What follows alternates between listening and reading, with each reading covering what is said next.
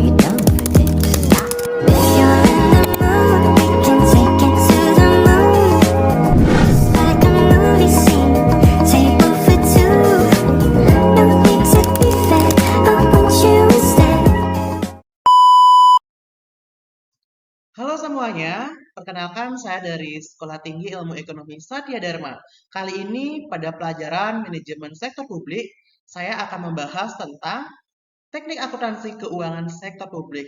Tapi terlebih dahulu saya akan memperkenalkan identitas diri saya.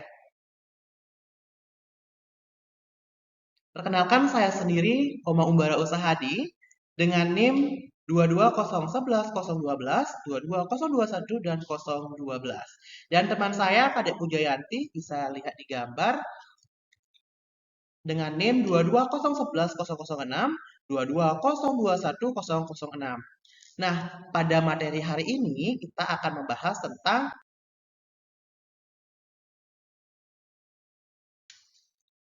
pada materi kali ini, ada pun beberapa sub yang akan kami bahas. Yang pertama ada teori akuntansi sektor publik. Yang kedua ada perlunya sistem akuntansi sektor publik. Yang ketiga ada standar akuntansi sektor publik. Dan yang keempat ada teknik-teknik akuntansi sektor publik. Yang kelima ada basis dan sistem catatan akuntansi sektor publik.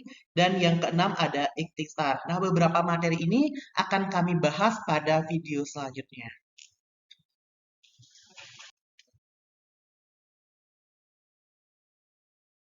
Baik semuanya, di sini saya akan membahas materi yang pertama yaitu teori akuntansi sektor publik.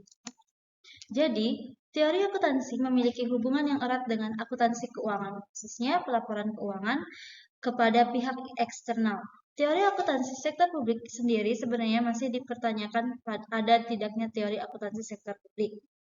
Sektor swasta yang perkembangan akuntansinya semakin pesat masih dipertanyakan oleh beberapa ilmuwan apakah mereka benar-benar memiliki teori akuntansi yang mapan. Suatu teori perlu didukung oleh sebagai penelitian yang di dalamnya terdapat hipotesis-hipotesis yang diuji kebenarannya. Selanjutnya, mengenai pengembangan akuntansi sektor publik dilakukan untuk meningkatkan arus praktek. Hal ini terkait dengan upaya peningkatan kualitas masyarakat laporan keuangan sektor, yaitu laporan keuangan yang mampu menyajikan secara relevan dan informasi keuangan yang dapat diandalkan.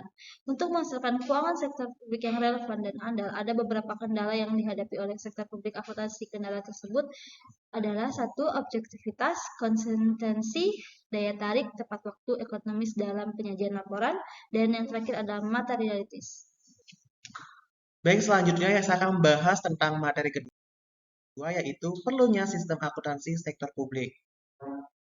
Nah, menurut Mahsiswi 1978 tentang dalam Jelim 1993 menjelaskan aturan dasar akuntansi keuangan sistem publik. Yang pertama itu ada identifikasi aktivitas operasi yang relevan.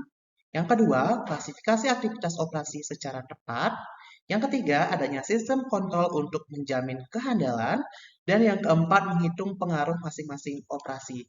Nah, ini perlunya sistem akuntansi sektor publik menurut Mahsiswi dan Genlin. Saya akan melanjutkan materi selanjutnya yaitu standar akuntansi sektor publik.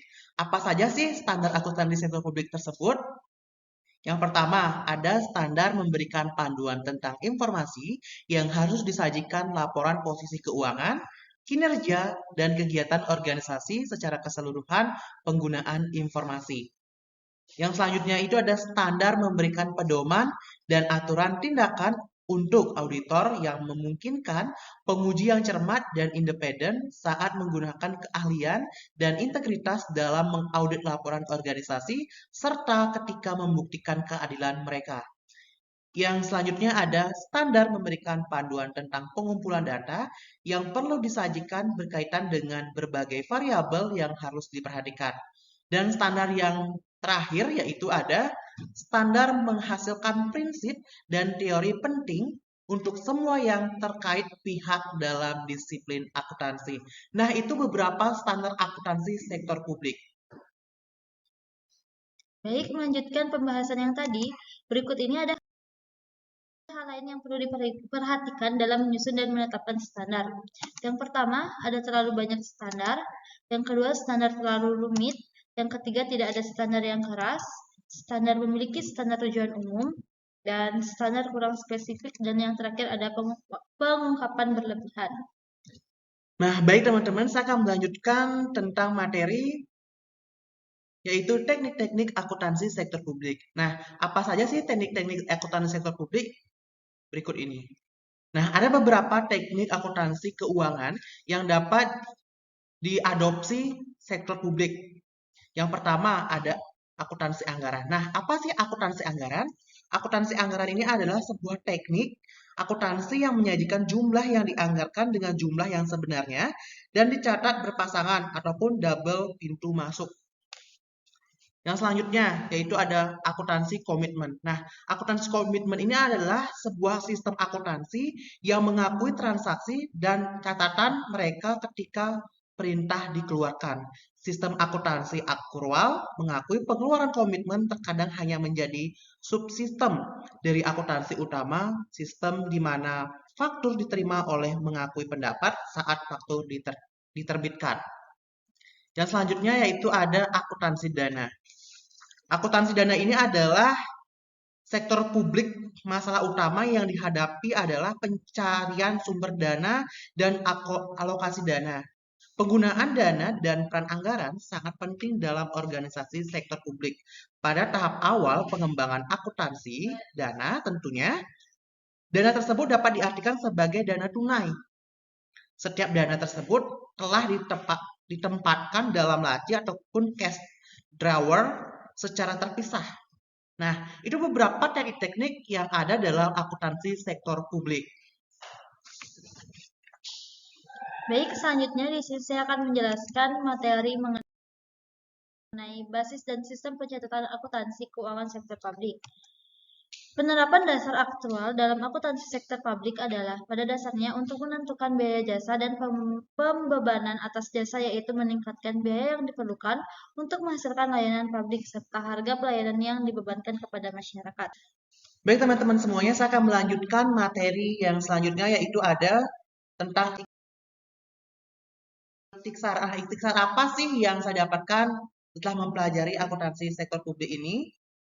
Nah, fokus akuntansi keuangan sektor publik adalah menyediakan keuangan laporan kepada pihak luar organisasi, di mana kualitas dari laporan keuangan sektor publik sangat penting bagi pihak yang menggunakan keuangan laporan sebagai dasar pengambilan keputusan ekonomi, sosial, dan politik.